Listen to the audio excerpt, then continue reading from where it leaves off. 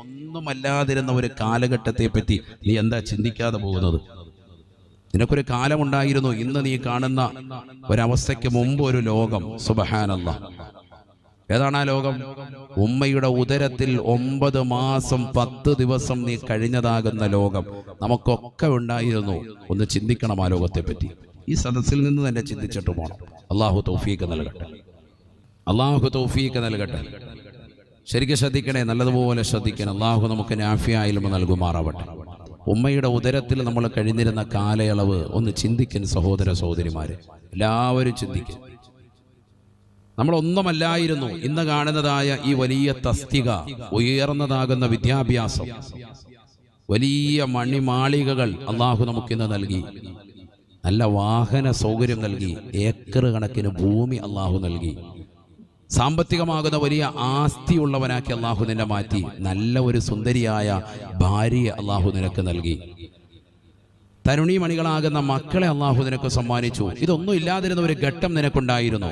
നീ ഒന്നുമല്ലാതിരുന്ന ഇന്ന് 6 അടി പൊക്കമുള്ളവൻ, അല്ലെങ്കിൽ 5.8 ഇഞ്ച് പൊക്കമുള്ളതാകുന്ന മനുഷ്യൻ, ഇത്ര അടിയുള്ളവൻ, ഇന്ന് ഇതൊന്നും ഇല്ലാതെ 162 സെന്റിമീറ്റർ ഉയരമുള്ളതാകുന്ന ഈ വ്യക്തി, ഇതിനു മുമ്പ് ഇതൊന്നും ഇല്ലാതിരുന്നതാകുന്ന ഒരു കാലഘട്ടം, ഉമ്മയുടെ ഉദരത്തിൽ ചെറിയതാകുന്ന ഒരു ബീജത്തുള്ളിയായി നീ നിലകൊണ്ട സാഹചര്യം ഒന്ന് ചിന്തിക്കുക.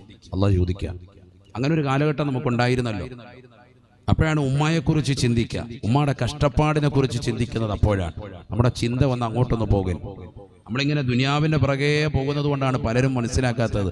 ഒന്ന് പുറകോട്ട് വരുന്നത് എപ്പോഴും നല്ലതാണ്, എങ്കിലേ മുന്നോട്ട് നല്ലതുപോലെ ഗമിക്കാൻ പറ്റുള്ളൂ, പോകാൻ പറ്റുള്ളൂ. അള്ളാഹു തൗഫീഖ് നൽകട്ടെ. ഇവിടെ ശ്രദ്ധിക്കുക. ബിസ്മില്ലാഹിർ റഹ്മാനിർ റഹീം. هل أتى على الإنسان حين من الدهر لم يكن شيئا مذكورا إنا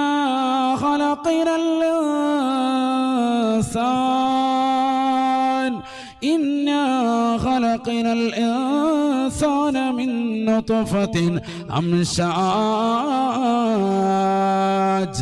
نبتليه فجعلناه سميعا بصيرا. പരിശുദ്ധമായ ഖുർആൻ സൂറത്തു ദഹ്റിലൂടെ അല്ലാഹു ചോദിക്കുകയാണ്, ഹൽ അതാ അലൽ ഇൻസാൻ, മനുഷ്യ മാനവാ, നിനക്കൊരു ജീവിത കാലയളവ് അല്ലാഹു നൽകിയിട്ടില്ലയോ? ലം യകുൻ ശൈഅം മദ്കൂറാ, പറയപ്പെടുന്നതായ ഒരു തസ്തികയോ പറയപ്പെടുന്നതാകുന്ന ഒരു ജീവിത വ്യവസ്ഥിതിയോ അല്ലാഹു നിനക്കെത്തിക്കാത്തതാകുന്ന ഒരു കാലയളവ് നിന്റെ ജീവിതത്തിൽ ഉണ്ടായിരുന്നില്ലയോ? ഉമ്മയുടെ ഗർഭാശയത്തിൽ നീ കഴിഞ്ഞു വരുന്നവനല്ലയോ? ഓരോ സഹോദരനും ഓരോ സഹോദരിയും ചിന്തിക്കും. നമുക്ക് അങ്ങനെ ഒരു